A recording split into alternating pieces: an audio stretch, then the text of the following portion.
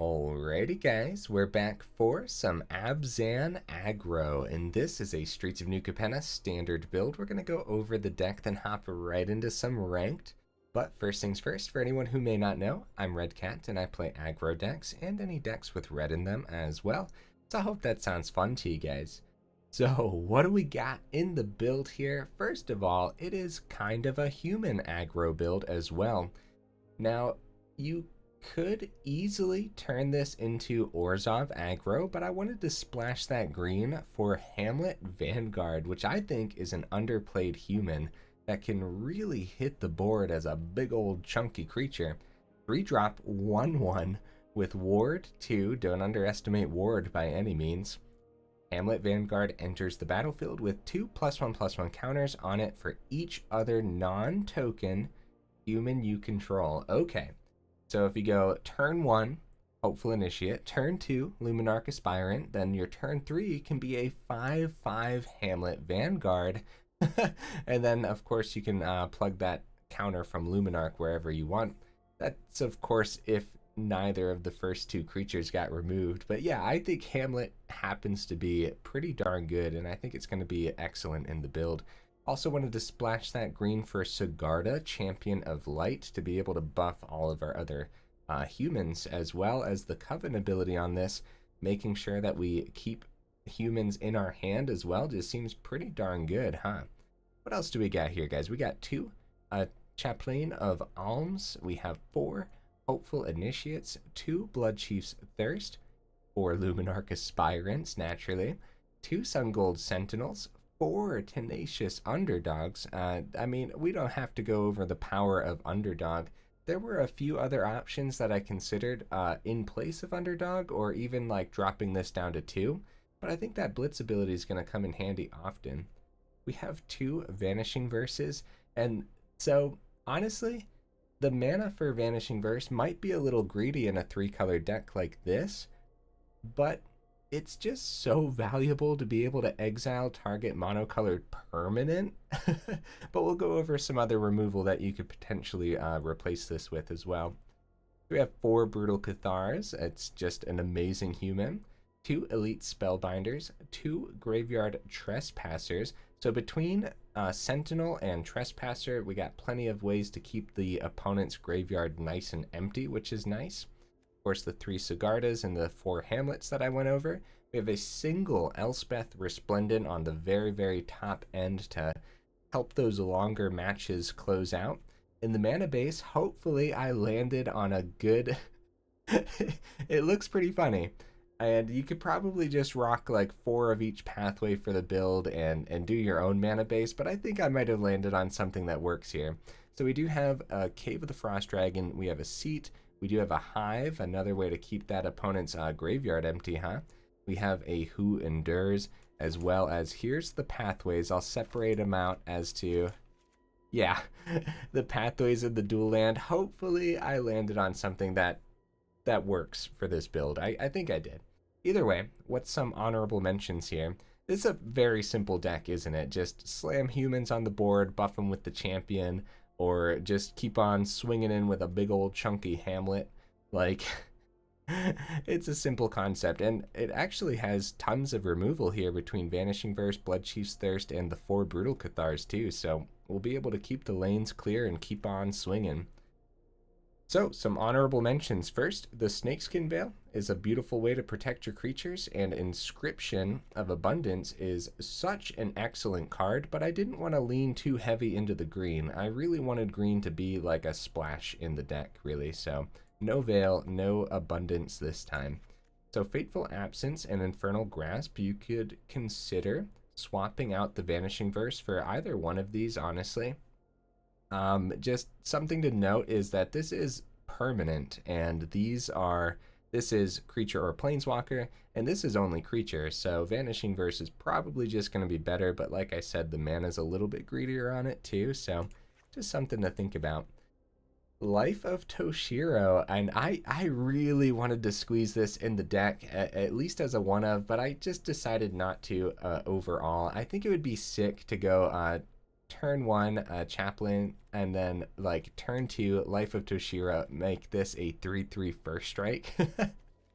As fun as that sounds, I just couldn't find room for it. Also, when it does flip into memory, it is a human, and it does have that ability that would help us cast things like the kicker cost on the Bloodchief's Thirst, which is interesting and just something to think about, I guess.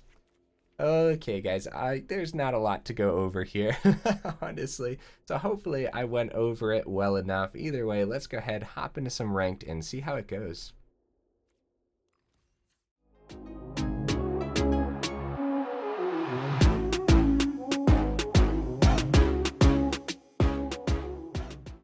Whew, almost went into normal play mode. I caught myself. See if we can get, oh, nice, 2 seconds. That's some good luck. That's some good luck for the rest of the video. Now ranks just reset, so we're sitting in gold right now. I don't like not having green here, but it should be fine. It should be okay. Turn 2, Underdog. Turn 3, Cathar. That turn 3 Cathar might not be able to hit that Delver. Let's see if they get that flip. They sure do. That's scary. That's scary. And they went first too, so this is gonna be an uphill battle. This could easily be like an essence capture or something along those lines, but a counter on Underdog isn't that bad, because at least we have a chance to blitz it out too. Yep, essence capture. Uh-oh. Uh-oh, guys, right into the first match with a huge uphill battle. Wonder if Elite Spellbinder would be the play here. Keep one open for protection. We know they have the March here. Let's see if we can peer into their hand successfully. Maybe make a slip out the back cost more, or it could be like a Fading Hope too. It is a Fading Hope. Man. Alright, let's hit the March. I think that's fine. Making it cost 2 more. I know that they can exile more blue cards from their hand to kind of negate that effect of Spellbinder, but I don't think we wanted to take Fading Hope necessarily, you know? Sure, we'll block. Nice. Nice. That was a good block for us, guys. Very nice. Nice. We could play this on green. Okay. So if we go Brutal Cathar, we can expect them to march this, or at least just Fading Hope it before anything else happens. I'm gonna attempt it though, because I don't think we play Vanguard here. Like, Initiate Vanguard, we have a 3/3 Hamlet. Fading Hope, yep. So they get to keep this. Yeah, they're running out of cards. The question is, can we keep up with this? I don't know. I don't know. If we can get a 5th mana for Elspeth, that could be pretty good. Yeah, we really gotta... Okay, switches to nighttime so we can't claim... Oh man, Delver. Delver's tough, man. That is very tough. Right, at nighttime. So, I'm gonna get the Cathar down anyways, even though... Yeah. Yeah. I'm gonna get the, so this comes down as Moonrage Brute. Maybe. Maybe. This could be another Essence Capture. Okay, Moonrage Brute is on the board. Swing in with Initiate. It's not doing anything. Can't block. Spectral Adversary. Oh, they have so much damage on the board. Oh no, guys. Oh no. Ow. We need to switch it to... Okay, okay, alright. This is good. This is really good, except they have the March. I just hope these are like land in their hand or something. So, we can go Cathar and Luminarch, or we could go Luminarch and Hamlet, but I think it would be Cathar more so. Let's see if this hits. Maybe I should have started with Brutal Cathar in case it's a Jwari Disruption. This is a werewolf right now, so it actually doesn't buff the Hamlet too if we played that instead. Oh no. Oh no. Hey, they could have hit either one. So we can still... I think it still flips to daytime since we technically cast that and it got countered, right? I think so. I'm going to give this to the Luminarch here. We're going to swing because these can't block. And we are really, really hoping that they just don't have anything else in hand. Because this needs to flip. We need to hit the Delver. Does it? Does it hit? Does it hit? It looks like they got it. It looks like they got the protection. So it was not a land. They got it. Aw, oh, man. Good game opponent, man. That was brutal. Oh, buddy. I don't know if there was a way through there at all. You guys will have to let me know in the comments, though. Those decks are very, very tough to play against. So... yeah, we needed that Cathar to be able to hit that. So I wonder... I guess on our turn, having removal could have been good there because the March... No? No? Since they had the card in hand to make it cost 2 less, they had 1 mana open, right? Wait, yeah, I think if we had removal on our turn, we would have still been alive there, potentially. Oh, we are not seeing that green source, are we? Okay. I only did like 1,000 test matches against Sparky to make sure that the draws were okay. I have faith that we will draw a green source. It's not a bad hand without the green source. Any other land going turn 1 Initiate, turn 2 Underdog, turn 3 Graveyard Trespasser. Like, we don't even care about the Hamlet and the Sigarda at that point, you know? So let's see if we can get that land first of all.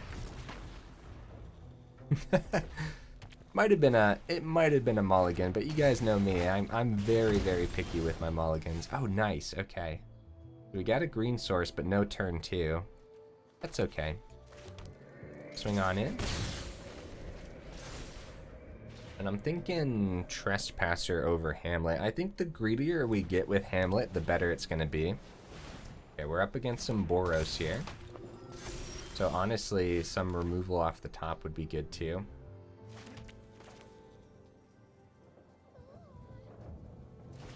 Okay, we'll get the Trespasser down. Luminarch's about to get over it, unfortunately. Second Sigarda off the top. I wonder if I didn't pack enough removal in the deck. Okay, they got their own Brutal Cathar. They're gonna discard here? They are. I don't mind a discard, especially if we can kill that Brutal Cathar, bring that back. Yep, spread out the counters. That is smart. Opponent knows what they're doing. Alright, 4th land. That's sweet. Sigarda blocks into any of these if they buff it to 4.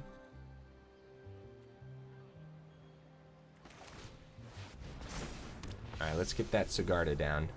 And we're going to keep this open as an emergency blocker because we're getting very low. And turn 4 Raiju would be... oh, another Brutal Cathar. Okay, guys, we got to see our removal off the top. Any of it. Any removal. Let's just... let's take the 9 this time. We're kind of super dead here, aren't we? Another land. That's actually not too bad. Because we can get the Underdog down and Hamlet, but we're dead, aren't we? We have 2 left in hand. Oh, they have Burn open. They do. Play with Fire. That'll do it. That'll do it. They definitely do that before we actually get Hamlet down too. Oh man, we're getting wrecked.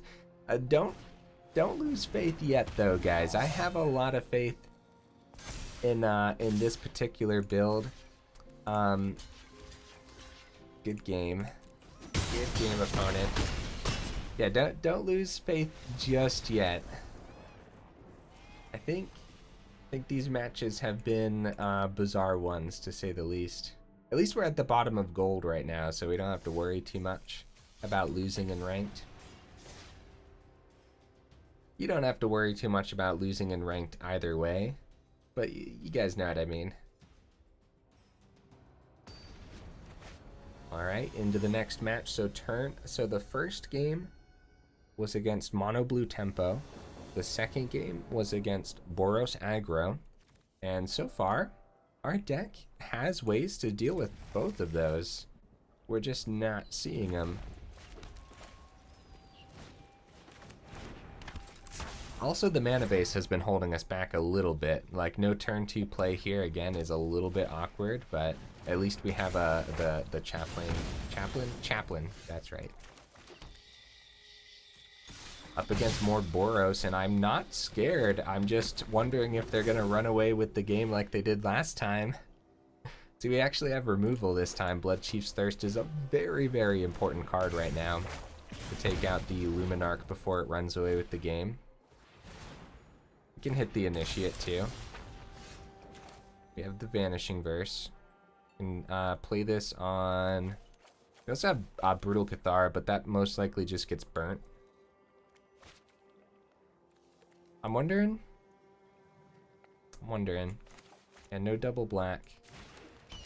Play this on white, and I am gonna get the Cathar. If they burn it just to bring their Initiate back, we still have the other two removal in hand. We can't do those. We can't do that removal all in one turn unless we get another black source, but we'll see. So the Cathar play there kind of makes it so that way if we remove on our turn and we full swing, we can start buffing the Initiate. So they did have that burn for it. Get the Initiate back, swing for 2. Hamlet. How greedy, how greedy. I'd say let's go not too greedy.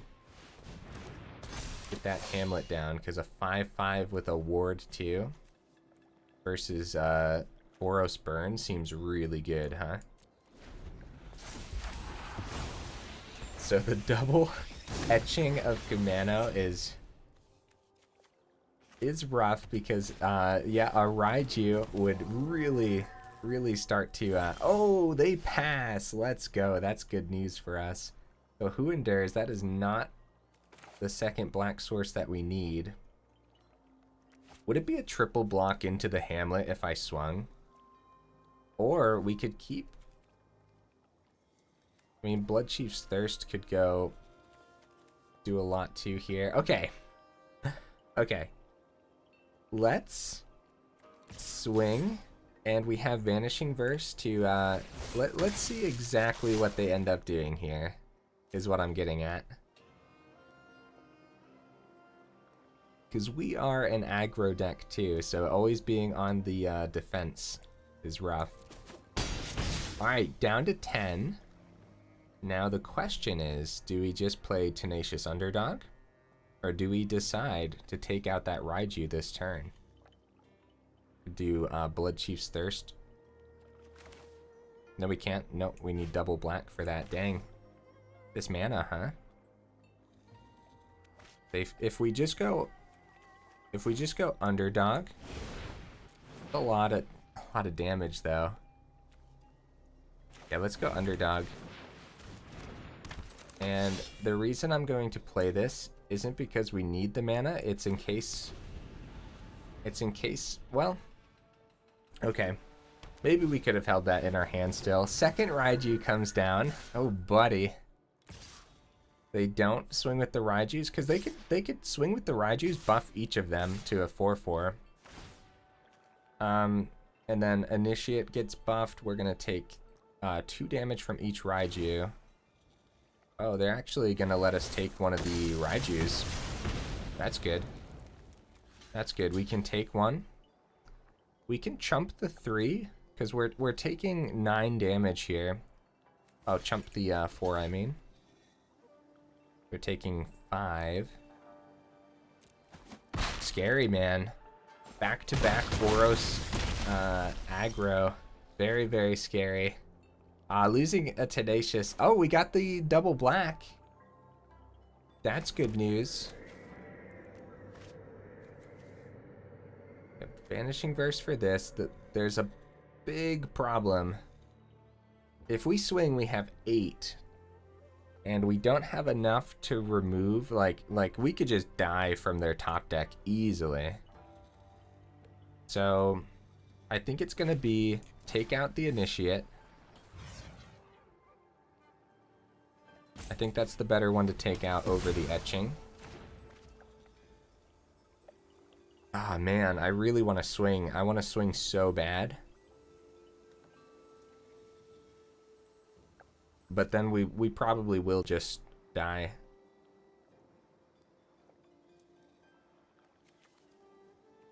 Alright, not this time. We'll keep Vanishing Verse open, and if they just drop a third Raiju, then it's probably game anyways, but we can at least take out one of the Raijus before they swing. Very, very scary matches, guys. Okay, they're gonna pay the ward too on this. Crap. Yeah, Valorous Stance. That gets them there, doesn't it? That's probably a one of in their deck too. Other words, the 5/5 Hamlet was perfect for Boros. Yep, that'll do it. Alright. Let's take out their Raiju. And if they double swing now, at least we can take out one of their Etchings, but they get 3 through. If they just swing with this, we probably just take it, which is probably... They have 1 plains open. Okay, Elspeth off the top could be really good. Okay, yeah, we'll take the 3 this time. Woo! Tough matches, guys. Vanishing Verse, very nice. Okay. Keep that open. The Valorous Stance is a perfect reason why maybe we should have just swung anyways, and maybe we wouldn't have died that turn, but there's probably a good chance that we would have died anyways. Oh man, opponent's ripping fire. That's tough, bro. I wonder where they put that. I think we take out... Oh no. I don't know what to kill, guys. Oh no. Alright, let's see where they plug the counter. Yeah, that makes sense. Alright. Alright, let's let it happen. Let's let it happen, and we will take out one, and if they got burn remaining in their hand, I'm gonna take this. I can't lose the Initiate to a chump block just yet. Okay, Sungold Sentinel. Okay. So that's something, but now Luminarch's gonna be a big problem, huh? Crap, yeah, Luminarch might have still been the target there. Oh, the third Raiju! Oh man, GG, buddy. That's rough. These have been uphill battles, guys. Okay. Mono blue tempo and a couple Boros burn. 100% loss rate so far. Good game though. Darn. Man, losing Hamlet was definitely the Valorous Stance. Valorous Stance, man. Don't overlook that card for your Boros burn, because there are plenty of chunky creatures that just can't get you, or you can't remove with red burn, you know? So the Valor Stance is a very smart add to the Boros. I'm not giving up on the deck though, guys. I'm not. Like, you look at it and you're like, huh, yeah, Abzan. Like, this makes a lot of sense, you know? Here we go, okay. All right. We have all three mana colors in our opening hand. We have the Bloodchief's Thirst to get rid of their fast little creatures that they're going to be dropping early on here. Uh-oh, what if we're up against control? Oh no, guys. Just when I thought I was safe, huh? No, gonna be more Boros? Oh crap, I messed up. I can't turn to... Oh no, we finally had the mana and I messed up. Oh no, I can't turn to Luminarch. That's okay though, at least we have the mana in general. Hopeful Initiate. Dude, 3 games in a row against Boros Burn. I am shocked right now. But I'm also, like, not shocked. Don't know how I feel. Take care of the Initiate, and we'll get our Luminarch down.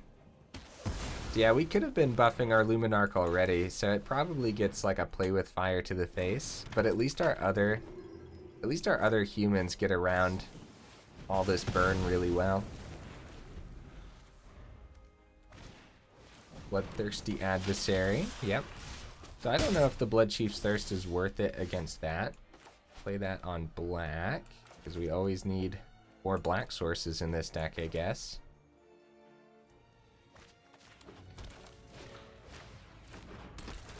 I think we'll take it. I think we'll take out the adversary here. I think that's okay. Yeah, we could have like saved it for a Luminarch or something. Bloodchief's Thirst is a sorcery. Bloodchief's Thirst is like a well-balanced card, isn't it? Oh, Hamlet's gonna cost 5 mana, but that's okay. We have it. See what we draw here first, though. Okay, we can play this on green. Seat's pretty good too. I would love to actually be able to swing here, but... Oh, okay, yeah, second Elite Spellbinder. That's a lot of damage in the air, guys. Oh man, early Bloodchief's Thirst, maybe I should have... Oh no, okay, we definitely keep the Seat of the Empire open, don't we? Easy trades for the opponent. Switch it over to nighttime, shall we?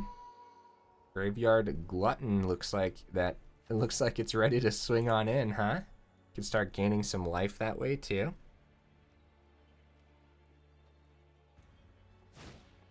Elite Spellbinder, yeah, that'll come in handy, opponent.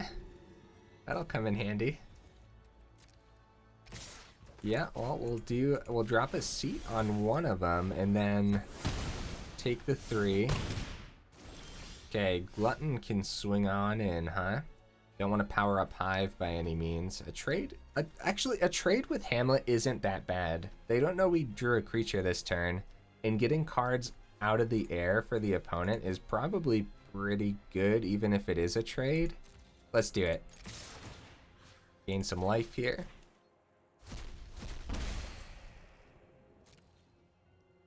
They might take 7. They might take this, guys. They're taking this. Get the Initiate down. And the reason we didn't power up Hive, of course, is because I think they definitely would have traded, and I think Hive is a little bit too valuable. So this is exile up to 2 target cards from graveyards. For each creature card exiled this way, each opponent loses 1 life and you gain 1 life. So from graveyard, so we can in fact get rid of our own creatures to deal more damage and gain more life. So this could be Raiju, as we know, as we are now experts against around playing against Boros. Yeah, 3 matches in a row. I apologize, guys. I really want to be able to showcase the decks better, but sometimes it just happens, and that's okay as long as we're still having fun. Which, honestly, as annoying as it can be to go up against the same deck a bunch of times in a row, it is great practice. Yeah, Royal Eruption, take out the Initiate, and that they wanted to keep the 2 open because they didn't hit the Vanguard here. Yep, so they dropped the Bloodthirsty Adversary and are forgetting about our Hive, probably. Nope, they want to save a blocker. That's smart. But our Hive does have Menace. They'll be able to block here. That's 6 in the air. I thought the Adversary was coming down for more aggression. So they switch it back to daytime. We have, like, no choice here. Like, we are forced to be as aggressive as possible. And this is a chump block for sure.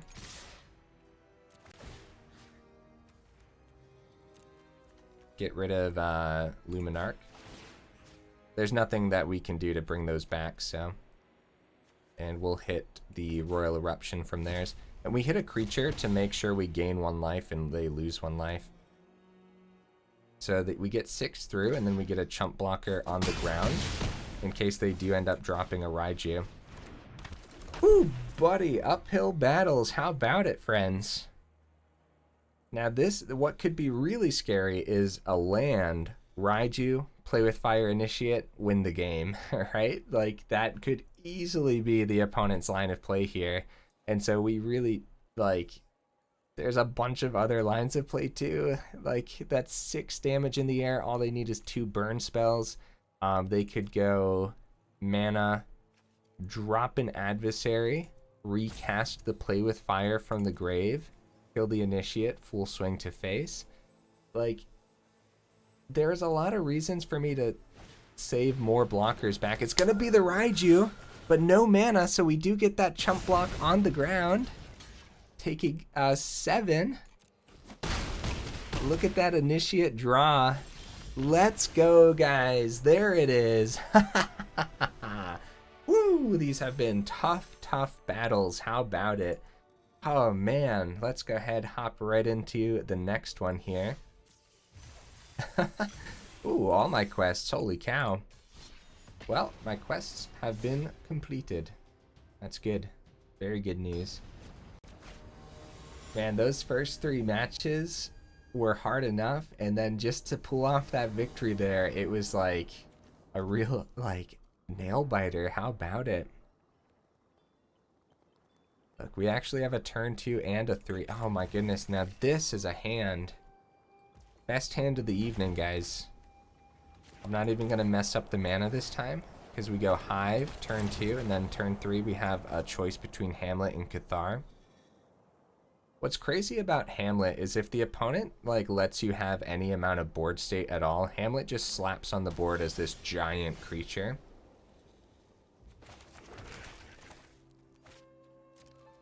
Start with the swing. Sentinel doesn't have haste or anything fancy, so. So we have the option for a removal, or we have the option to just drop Hamlet.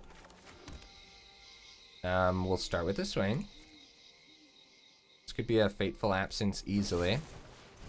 It is a Fateful Absence. And I think we go Hamlet anyways. Since we drew the other Hamlet, I think that's 100% fine. Yeah, that the ward on this is gonna, looks like it's gonna be important against this deck. To keep one source open. Let's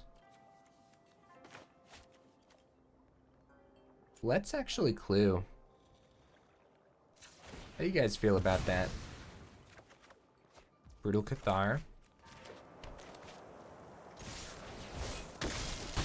So instead of playing the other Hamlet when there's a risk of a depopulate next turn. Oh, they missed a mana, guys. Oh. Well, now I feel like my Hive is gonna die. I'm gonna try it though. I think at this point. Okay, let's hit the Absence. Nice. Nice. I think the opponent's getting unlucky though, which kind of sucks. Yeah, GG opponent. Well, we're back up to 40%. I think. Yeah, like I said, after those first 3 losses, I said don't lose faith in the deck yet. There's a lot of sick lines of play. That match, unfortunately, it looked like the opponent got very unlucky though. But if they didn't get unlucky, like, look at our hand, look at our board state. Like, that was pretty sick. That was well set up. I really want to see Hamlet do more overall. Alright, what you bringing to the table, opponent? What you got for me, buddy? Initiate. Yeah, weird hands, huh? Like, we've been getting, like... like, actually, I feel like we've gotten this exact same hand. This is actually a mulligan this time. We don't have a turn 2. And I was a little bit too hasty to keep a hand like that earlier. And it ended up being very bad. Man, I am hesitant to send the Bloodchief's Thirst, but I really love the 1, 2, 3 here. Oh man, we'll see. We'll see if I end up regretting that. Drop of Plains. If this is more Boros, I'll be shocked, guys. Okay, it's not. Whoa, okay. Mirror match? That would be insane. Yeah, so turn 2 Luminarch is definitely better than our turn 2. Because now we can't swing with Initiate. At least Sentinel still blocks a 3/3 Luminarch.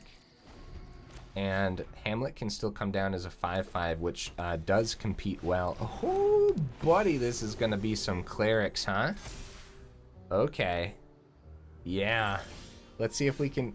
Oh, no, that's a lot of land. That is a lot of land, guys. That's not good. A swing here would be pretty bad because Luminarch blocks the Initiate too well. So let's get that 5/5 Hamlet down and hope to draw some removal.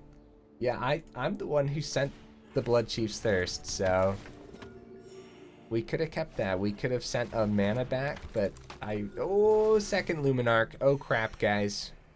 Oh crap, buff that Valkyrie. Yeah, double buff it. Yeah. Yeah, that's what I would have done too. Another Initiate. Crap. Oh no, guys. How do we get how do we get around the double Luminarch over there? We could swing, but they're a life gain deck, so I'd rather keep blockers back, I'd say. We'll get the other Shattered Sanctum down, and yeah, this isn't looking great, is it? I forgot to go over what's the total mana in this build right now? What's the total mana? I think it was 24, but we wanted 24. We have a lot of 3 drops, so you always want to see 3.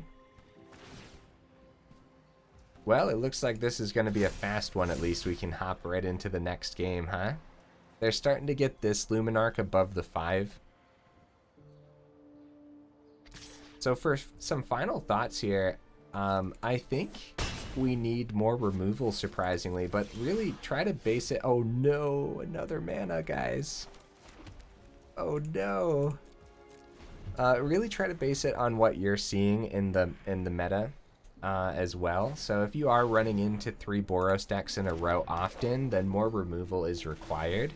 If you're seeing decks like this is actually a surprise to me, because when we played some like control and mid-range decks the last couple weeks, and we didn't see like any creature decks. It's nice to see creature decks, but now I'm not prepared for it. Yeah. Dropped the good game. All I had was land. Womp womp. So running away with that Luminarch early in the game, me ditching that Bloodchief's Thirst happened to be pretty darn bad, huh? So 33% total win rate. I'm going to bring this up to a 50%, guys. We're going to get this last game victory because I had a lot of faith in the deck, and I still kind of do. Like, I don't know if those losses represent the deck. I don't know if the wins represent the deck well either, honestly, except for the uphill battle against Boros. That victory was sweet. We don't have a black source in hand, but we have a turn 2 Luminarch, and any land off the top will help us get that Brutal Cathar down. We have removal. Opponent goes first, though. I don't know, guys. I think this is another mulligan, unfortunately. That's a lot of land, bro. Alright, let's ditch a plains this time round. Since we drew so much land last game, like... Okay, it's more land. Now I'm sweating. Oh no. Oh no, guys. Okay, good. Good draw. If that was another land off the top, then I would have really been sweating. 5 color? Stomper? Oh no! What are we up against? Whatever it is, they're climbing through gold. All right, let's take a look-see, shall we? Let's take a look-see. Oh. Oh no. Oh no, get this out of here. What do I even take? They don't have double white for the... Nope, they do have double white for the depopulate. What do I take, guys? I guess they're pretty far from Titan. I would love to take this out of the game, but that depopulate hitting next turn is really, really bad. And, oh man, five colors scary. Yep, showdown, look for some land. Because they didn't have any. There's a forest. Now they're one turn away from the depopulated again anyways. So maybe I should have taken Titan, but we know, I think they would have taken these out. They might not draw a land. We could get Sigarda down and get a huge swing. That's so risky though, knowing that they have that. We do get a draw though off the depopulate. What's this? Path enters, search your library for a basic land. But then they still can't. Okay. I'm gonna bank it on, this has to come down as white. I'm gonna bank it on them not drawing a land. We gotta make risky plays apparently to be able to do anything. So let's see it. Let's see if they get that land. I'm scared. At least if it is depopulate, we do get the draw because Sigarda is multicolored. There it is. Okay, all right. They missed the land. Oh, I've never been happier for an opponent to miss a land. Because now they really, really need removal. And if they go Fleetfoot Dancer, they only go back up to 13. And, well, that could be enough.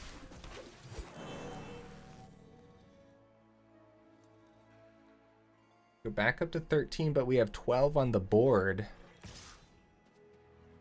Oh, man. How do we do this, guys? I guess we take it, first of all. We don't want to lose Sigarda to that, but all we need is one more damage. And Cave can't power up here. I think we can play this out on black. Crap. Oh no, I think the depopulate's gonna come down. Yep, so they're down to 1. Fleetfoot Dancer's so good. We don't play Cathar. We have Vanishing Verse open if they decide they want to swing before they depopulate. Actually, they might feel confident enough to play something else, like another Fleetfoot or something. Or Hallandal, buff the Fleetfoot. Storm the Festival. Oh, buddy, this... Oh, wait, Vanishing Verse can't hit Fleetfoot Dancer. Oh, crap, guys, I'm crazy. Oh, no, what a misplay. I mean, it's not like a misplay, it's just like a bad play, but, like, we really didn't want a Cathar, knowing that a Depopulate was out there anyways. Oh, no, guys. Guys, what do we do? Send help. They can take the Cathar. We'll eventually kill the Valky, hopefully. We have enough flying power in the air. Exile target monocolored permanent. Like, we all know what Vanishing Verse does, but for some reason, my brain still says, exile anything I want, you know? So they're going to go back up to 6, and I think they're tapped out. All they have is the Valky. We have 8 power in the air here. So I think we still got there, luckily. But that could have been really bad. GG opponent. Oh, man. Oh, 42% win rate. Oh, that's right, man. We lost a lot today. Oh, my goodness. I was like, yeah, let's bring this up to a 50%. But no, yeah, we played 7 games, not 6 games. Oh, my. All right, 42% win rate. You guys, you know, take that however you want to take it. Let's go ahead, go over the deck again. And I already know exactly what I would do. First of all, don't make the mistake like me and think that Vanishing Verse just exiles anything. Like I said, we all know what this card does, but for some reason my brain was like, yeah, we're safe. And so, okay. Okay, where to start, man? Like, there were a lot of creature decks today, wasn't there? I'm just always shocked by the current standard where it, like, 1 week it's all creatures, the next week it's only control matchups and decks that have a ton of removal and board wipes, and then the next week it changes again. How has it been for you guys? Let me know in the comments, because I am very curious to see if you guys have a more stable standard state, because I have no idea how to build my decks half the time to fight the standard meta, because it feels like it's just constantly fluctuating, you know? So, what would I add for today's matches? Oh my goodness, add more removal. Holy cow, man. Like, we needed more removal against those Boros builds for sure. Honestly, there were a couple times where Elspeth off the top would have been sick and would have been able to keep us in the game. I think Graveyard Trespasser is kind of amazing, especially when it flips to the Graveyard Glutton. And so, I don't know if I'd want to get rid of some 2-drops, but I think the Sungold Sentinel underperformed a little bit in this particular build, and so you could drop a couple of these, maybe go up a 3rd Trespasser and go up a Bloodchief's Thirst. If you're going up a Bloodchief's Thirst and a Trespasser, then you're going to want to rearrange the mana base to have more black sources, and that brings me to my second point. I think the deck needs more black sources anyways, because we're looking at double black for Underdog, Blitz, so yeah, double black there, and then you need double black for the kicker cost on the Bloodchief's Thirst as well.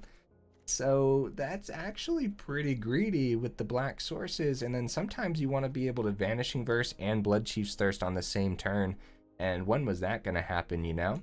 Something else you could consider if you're adding more black to the deck, then of course Meat Hook Massacre. Yeah, it's going to disrupt your board state a little bit sometimes, but think about a Meat Hook against some of those Boros decks that we were up against, huh? That would have been beautiful, and how I would rearrange that if you are going for the more of the black path, then you could drop the Resplendent, drop a Sigarda, and go up a couple Meat Hooks, and then you're just splashing for Hamlet. Speaking of Hamlet, guys, I think Hamlet is still worth it. The Ward 2 was sweet. The counters are sick. Like, generally speaking, he's not going to drop as a 1/1, and you're going to try to make sure that he doesn't drop as a 1/1. Usually it's going to be a 3/3 or a 5/5, but any later than in the game, then it could drop as a 7/7 or a 9/9 Ward 2. It sucks that it doesn't have trample or anything, so it can be chumped easily, but what it's really in here for, and the dude's rocking those shields already, it's to block, man. It's to block all that Boros incoming damage.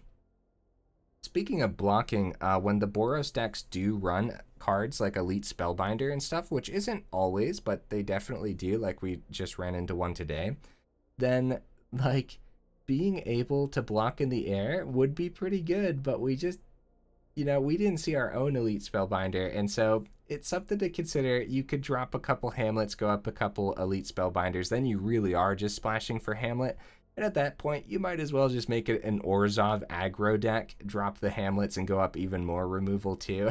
Losing Sigarda would suck because it's one of the ways to buff all of our humans, but it wouldn't be that bad to lose Sigarda overall, but it definitely does put a damper on the spirit of the deck if you just go for Orzhov aggro instead, right?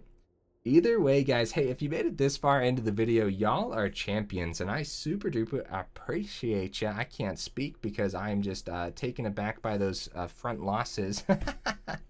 Okay, guys, I'll see you in the next video.